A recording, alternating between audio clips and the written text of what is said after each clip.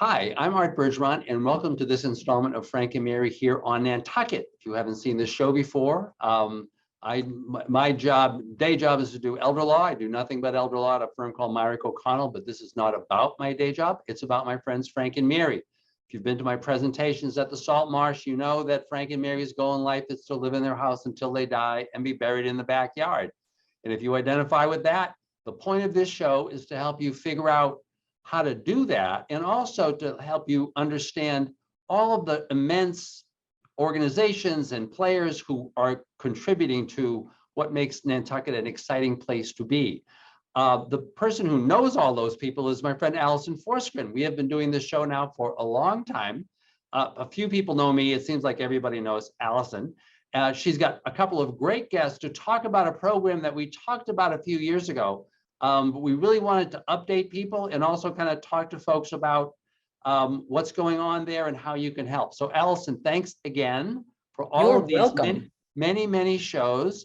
And by the way, we don't have too many more unless you're going to be unless I'm going to be zooming in from Fiji, right? So well, we'll see. We'll see. We'll see how those work out. So Alison, whom do we have today? Well, today I'm so happy to have two people who are integral to the Nantucket Wheelers program. Debbie Bechtold is the dietitian at the island home, but she sub-hits, or what do you call that in baseball when she pitch hits as the driver for the van and the coordinator for the Wheelers program. So we have Debra and we have Tony Cahill. He and his wife Cindy this year took over the scheduling, and they took over the Wheelers program. And it has been a great season. We're still wheeling now, but yes, thank you for joining us, Debra and Tony. Glad to be here. Yeah. And Alison, you've been a pretty active participant there for quite a while yourself, haven't you? So I actually was a founding member of the Wheelers with Darcy Creech in 2013. Except for the COVID years, I try to get out at least once a week if possible, and it is so fun and a joy. But yeah, we need more people, and that's why we have these two folks on to get other people excited about the program. Time marches on. 2013, we're all getting old. So as folks may know, my job here is just to basically start off by asking a basic question to all of our guests, which is, how did you get here, right? It seems like everybody's got a story about how they ended up on Nantucket. There are a handful of people who actually are from there and went away or whatever. So Tony and Debra, in any order. So how did you end up here? Debbie, go ahead. Well, it was easy for me because I was born and raised here. So I'm one of those hands full of people that was born and raised here.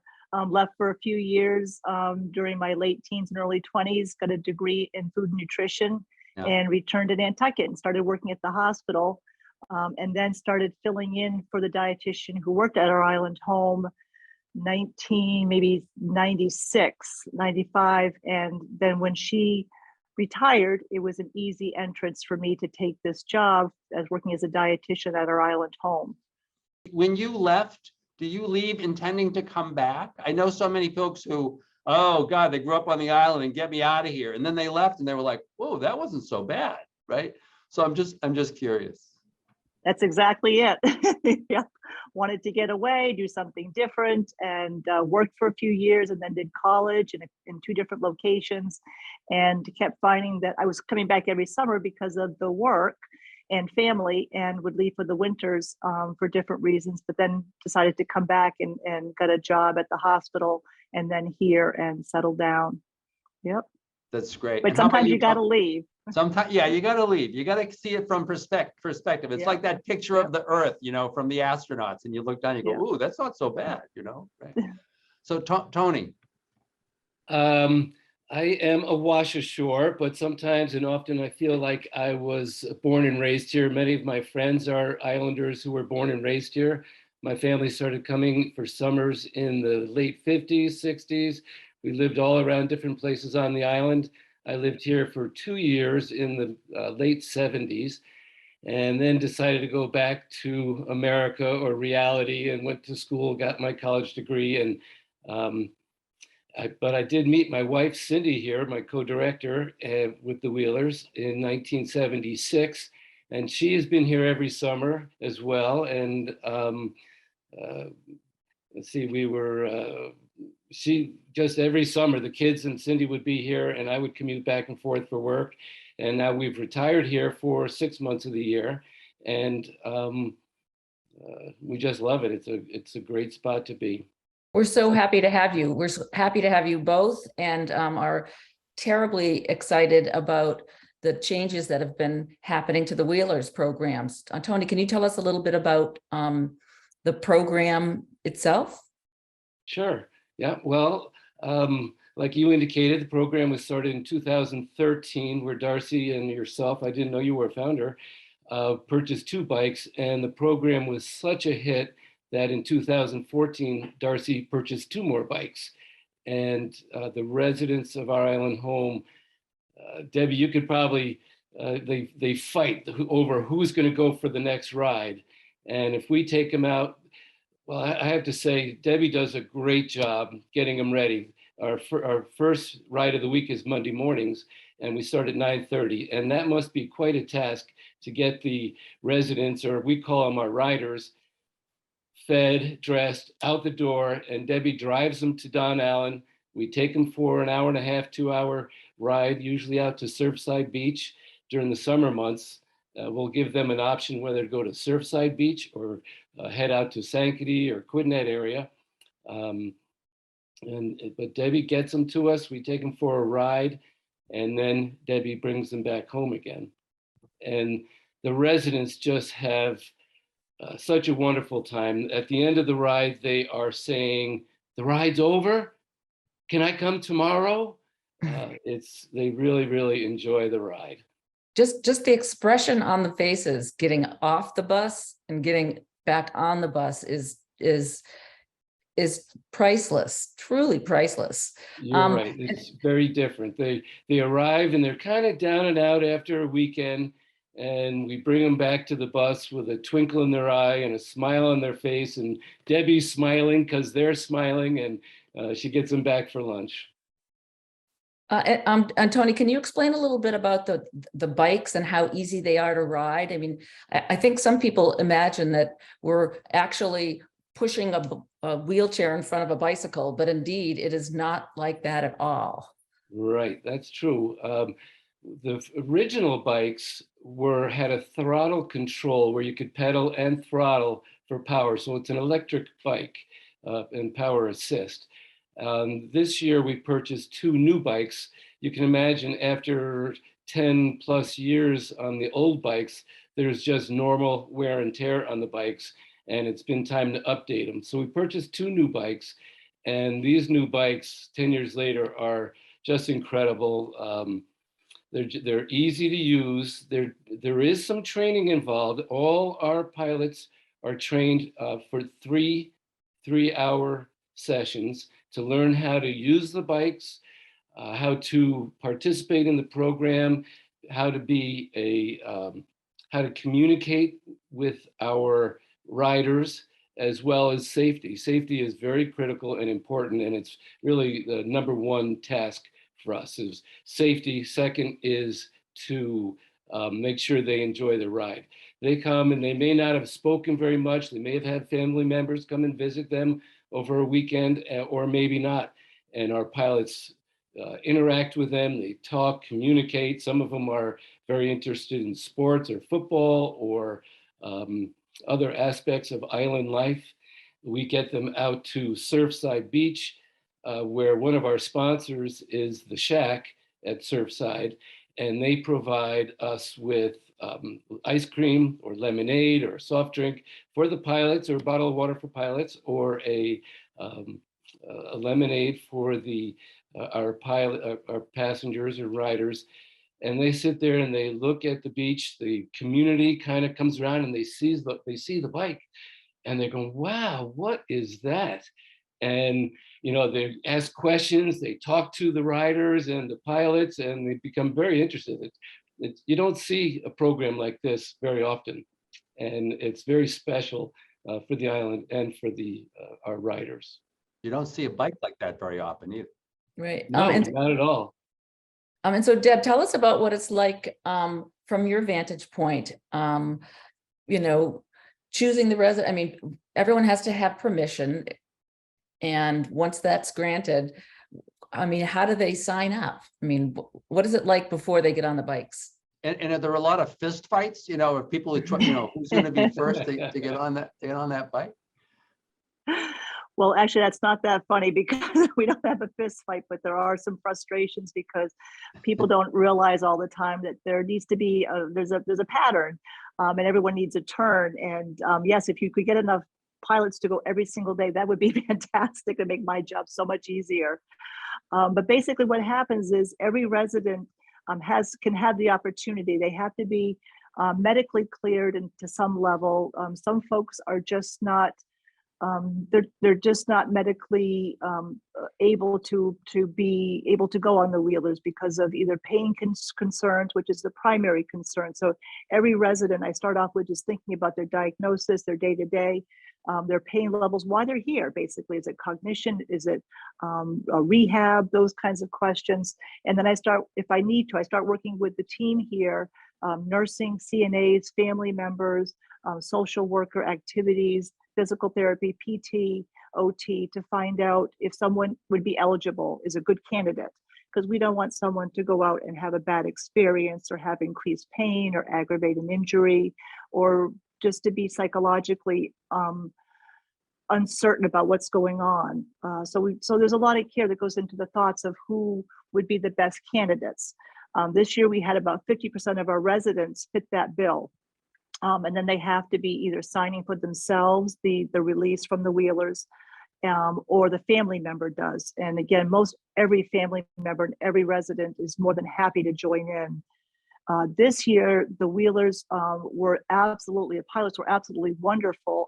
We had a handful of residents, about 4 people who were new to the program, new to Island Home and new to the program. And it's hard to describe what it actually is all about. And I have video and I have pictures, but they were wonderful to bring 2 bikes to the Island Home on one day and do a show and tell. And that was great fun. And it brought a couple of extra people on board, and it got the other residents who were used to going excited about going again and getting everything ready, because we had been shut down for so long in 2020, and 2021 was a little bit limited, although we went late into the season. You all were wonderful with that. In 2022, we got started kind of early and showed people what it was all about. And then it goes week to week, and I try to rotate the residents, different groups, different people. I always have a bike here, a chair here, so that if a resident is not able to transfer themselves comfortably into the chair, then we have the CNAs do that here. And then we put them on the van in the wheeler chair and bring them to Don Allen, and they're ready to go from there. So that's how it's sort of done on this end.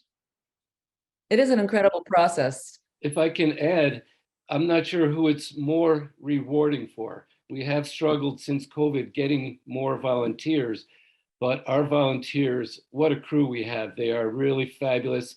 And I think it's just as rewarding for our pilots as it is for our riders. They just get so much out of it. To bring a resident back home with a smile and a twinkle in their eye, it's just really fabulous. So we could definitely use some more pilots and volunteers, because I would really like to expand the program for disabled children here on the island. And we need more pilots in order to be able to do that. But find a group or an organization that has disabled children and be able to get them out for a ride on it 1 or 2 days a week as well. And so Tony, if someone wanted to become a volunteer, explain a little bit about the process and about how it's worked well for the team that's riding right now. Right. Well, first they'd have to reach out to myself, and then we would begin a training program for them. We do, every pilot is trained initially, first time, and then every year we do an annual update just for it's an hour and a half, just get re-familiar with the bikes, re-familiar with our residents. And but if they reach out to me, we can, there are a bunch of forms. They have to be approved by Our Island Home and vented in order to ride. And once that process is completed, then we can move ahead and do the training. The training is generally 3 3-hour lessons. The pilots will take another pilot in the chair, and so they learn what it's like to be a rider as well as what it's like to be a pilot. Great And, idea. it's a little involved, but once you get the hang of it, it's simple and really enjoyable. Just like riding a bike is what I say. Yeah, You are yeah, riding a bike. yeah. And so this year, well, generally, we start at Don Allen, who so thankfully stores the bikes. We charge the batteries there. We meet the residents there. And so, Don Allen has been incredible and, since the program started, actually. But this year with Tony's trailer, we've been able to expand to different locations. So tell us about our newest location, Tony. Yeah, so just a few weeks ago now, probably, I brought my trailer down to Don Allen. We loaded up 3 bikes and we took them out to Sconset. We parked at Sankaty Head Golf Club, unloaded the bikes, and took our riders up to Sankaty Lighthouse, all around Sconset Village, something new and different for them. And we're looking to add other locations as well, out to Nantucket or Bamboo Forest. Any place where we can find a location to park the truck and trailer and our pilots can park as well would be a great location. And I think the residents really do enjoy a change of pace, although they do like going to the beach on Mondays and Thursdays. We pretty much had 2 solid teams this year. And we used to have 3 solid teams pre-COVID, but we had 2 solid teams this year. And so Mondays and Thursdays were our days. And most of them we'd say, "Do you want to go east or west?" And they're like, "Let's go to the beach. Come on." That's why they're on Nantucket. So because could you just talk about if I were a volunteer, then I would obviously want to, I'd have that time commitment in terms of just the training. But then what would my typically are these volunteer hours? Is this always like in the morning? And is it in a particular days? And if I'm a volunteer and I may be kind of nervous about this, is this what level of commitment do I know that I need to be, or that I should be thinking about making? That's a great question, because the training does take some time. And so I try to get the new pilots to commit to a day. They don't want to spend the time, and I prefer not to spend the time 3 hours training them, and then they're not able to commit. So most of our pilots have been able to either commit to the Monday morning, or we do a Thursday afternoon. But we are very flexible in regard to scheduling, as long as it works for Debbie. If there are more pilots available on a Thursday or a Friday afternoon, we will go, when we can get all the pilots together. So we're flexible in that way, but it is very important that our pilots are able to commit to one specific day a week, which is really just a 2-hour commitment on that one day. So the commitment itself is, say it's a 2-hour block, but it may be a morning or it may be an afternoon. Correct. And I know Alison was saying that really one of the reasons why we're doing today's show is that Alison was talking about your desire to not only increase the players that would be available for our island home, but also to even be able to use the bikes in other contexts. Correct. Yes. Very true. Yep. I can remember one year, I had a Wednesday morning gig, and the 2 or 3 people who were on Wednesday mornings, it was so fun because I didn't see them that frequently outside of the program, and it's like 2.5 hours that you meet and you greet and you ride and then you're done. So it's social, volunteer, and exercise if you want to. So all of the bikes are really are electric assist. You can pedal if you want, or you really don't have to pedal. But people who are concerned that they aren't strong enough, or that it's too big of an athletic endeavor, can figure that out if they try a training.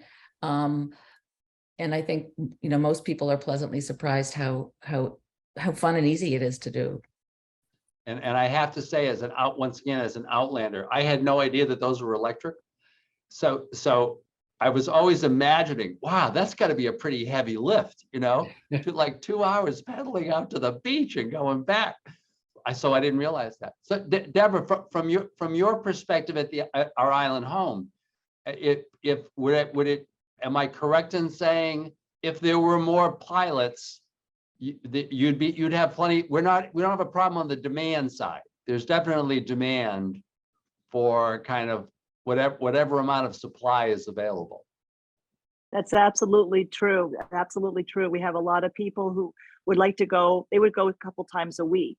We typically do a van ride as well each week, where we use our van and our folks can go out and we can take about 7 people. But the Wheelers it's an experience like no other. You know, where else would they get a chance to be able to ride like that and feel that sense of freedom, especially when someone has come to a long-term care facility, and to have such a new experience and to listen to their words when they come back, it's beyond belief, really. And I take pictures, and Tony does, and Cindy and Alison, and I send them to the families, and they're just elated to be able to know that their loved one is doing something so unique, and really just magical for them. They just sit and enjoy. And it's one thing to be in a car to drive around to see things, but when you're going at the speed of a bicycle, you can take in the outside and all that's going on in a whole different perspective. And that is absolutely wonderful. In the team, I just can't say enough about them. Individually, they're all wonderful people, but collectively, they're just such a dynamic group. I can't even tell you the amount of conversation that occurs when the riders come back here. And then they're talking to each other about where they went that day and where somebody else went the week before. And yes, I would have no trouble lining up people several times a week. It would be absolutely easy, because we usually take at least the Wheelers, Cindy or Tony will let me know how many pilots that they have available, and if I can bring 2 or 3 residents. So each week is a little bit different depending on the weather comes into a factor. So if they miss a day, they try to fill in another day. And you know, my favorite part about boasting about them is that last year we went out until November 18th. The weather was good. They kept watching the weather on certain days. They're like, "Can you do this day?" And most days I can make it fit. And we get people out. We have these big, huge ponchos that they wear, and we have a diehard group that will go almost no matter what the weather is. They'll go out and ride with the Wheelers. It's just wonderful. That's great. And so are you still going this year? Is this still, because I know, once again, Alison, we talked about doing the show because we were hoping to be really encouraging people to think about if they want to be, you know, getting ready for the next season. But I didn't know if the season was already, I figured the season was already over. Are you guys still going? No, we went out Monday. It was great. Yeah. If I might say also, we did have 4 riders go out a couple of times, but in order to take 3 riders, residents, we need 5 pilots, because as I mentioned, safety is our #1 goal. And so if we have 3 pilots with riders, we have 2 crossing guards, one leading the pack and one behind the pack. Oh. So we're watching bicycle traffic on the bike paths, every driveway, every crossroad, and the crossing guards leapfrog as we cross from one road to the next road, or driveway to driveway. So a pilot doesn't necessarily have to have a rider on the bike. They can be a crossing guard, which is just as fun and great exercise. You're out in the open air, enjoying the sunshine, enjoying Nantucket. So it's an option as a volunteer. And, you know, I want to thank Tony again.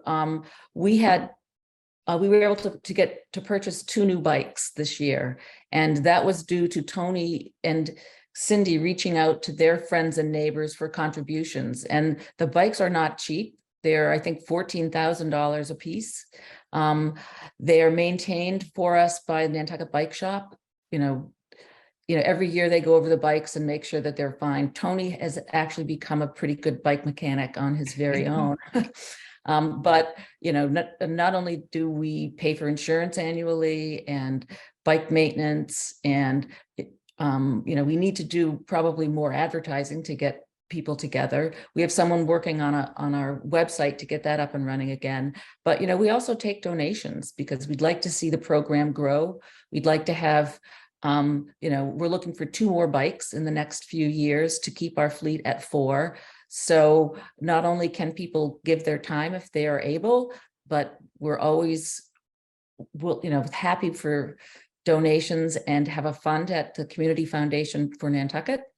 And I think we can put that link somewhere on the page as this goes forward. But, Tony and Cindy almost single-handedly collected donations for 1 bike. And tell them about Frances, Tony. I was going to say, I'm not sure if we're able to use her name, but we had a resident of our island home who was a regular. She wanted to go out as often as possible for many, many years. And unfortunately, she passed this spring, but she has had 4 siblings who knew how important the program was to her and how much joy she got from the Wheeler program.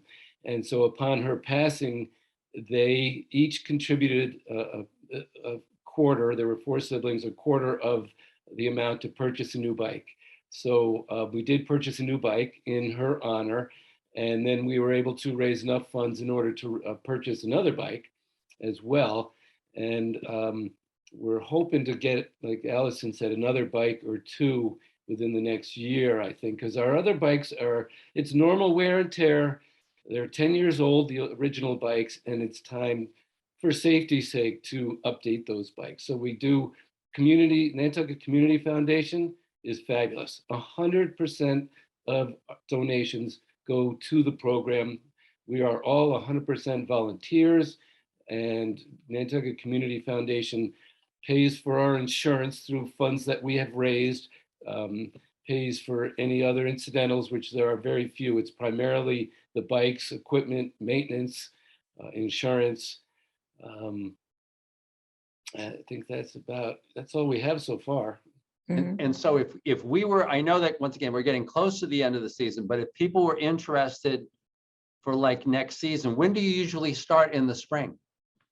We will start in April. I'll start sending emails out, and I think I might take an ad out in the newspaper, a half-a-page ad even, to really kind of put a splash out there. But we'll start training in April again, and as soon as the weather is ready, and as soon as Debbie is ready, we'll start to roll again.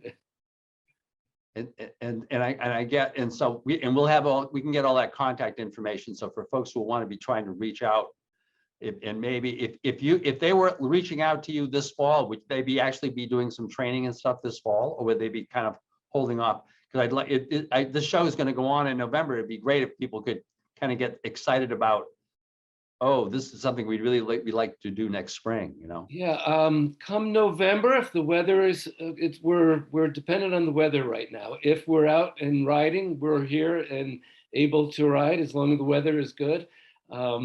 But it also is the training that it would right now be kind of an introduction